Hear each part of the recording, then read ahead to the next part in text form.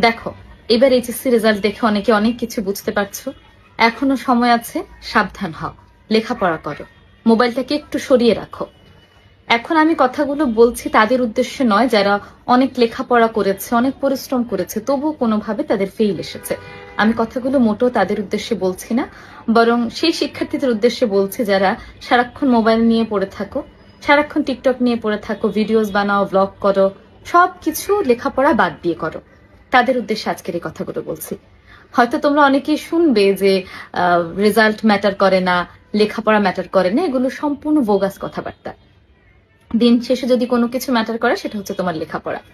হয়তো অনেকে বলতে পারো যে লেখাপড়া না করে অনেকে তো অনেক অনেক টাকা ইনকাম করছে, লক্ষ লক্ষ টাকা ইনকাম করছে, তারা জীবনে বিভিন্ন রকম ভাবে অর্থ উপার্জন করছে, করতেই পারে। কিন্তু দিন শেষে কেউ যদি তোমার সাথে থাকে, তোমার পাশে থাকে, তাহলে সেটা হবে তোমার লেখাপড়া।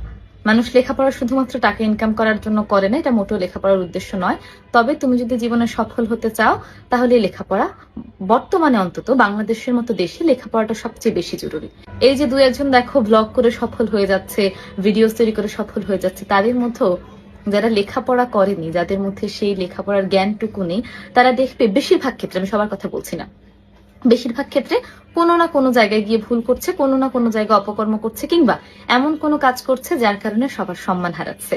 তোমরা কিন্তু চারপাশে উদাহরণ দেখলে এটা বুঝতে পারবে।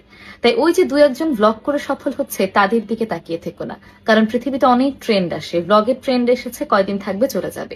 কিন্তু লেখাপড়ার যে ব্যাপারটি, লেখাপড়ার যে সম্মান, লেখাপড়ার যে গুরুত্ব, এটা কোনোদিন কমেনি, আর ভবিষ্যতেও কখনোই কমবে না। এই একটি জিনিস যার গুরুত্ব না কমেছে না কমবে, তা হলো লেখাপড়া। একজন মানুষের মতো মানুষ হওয়ার জন্য, সত্যিকারের মানুষ হওয়ার জন্য তোমাকে লেখাপড়া সবার আগে করতে হবে। এখন এখানে অনেক অনেক অজুহাত দেবে যে অনেক মানুষ আছে লেখাপড়া করে অনেক খারাপ হয়েছে, লেখাপড়া করার পরে তারা দুর্নীতি করেছে, বেশিরভাগ মানুষ হচ্ছে দুর্নীতিবাজ, কিন্তু তারা হচ্ছে লেখাপড়া শিখেছে। এরকম অনেক উদাহরণ দিতে পারবে। বিশ্বাস করে এই যে বিভিন্ন রকম উদাহরণ দিচ্ছ লেখাপড়া না করার, এর চেয়ে লক্ষ লক্ষ গুণ বেশি, এর চেয়ে হাজার হাজার গুণ উদাহরণ রয়েছে লেখাপড়া করে ভালো হওয়ার। সুতরাং শুধুমাত্র খারাপ দিকের দিকে, খারাপ জিনিসগুলোর দিকে নজর দিয়ে লেখাপড়া করবে না, অন্য কিছু করবে, তাহলে তোমার ভবিষ্যৎ অন্ধকার।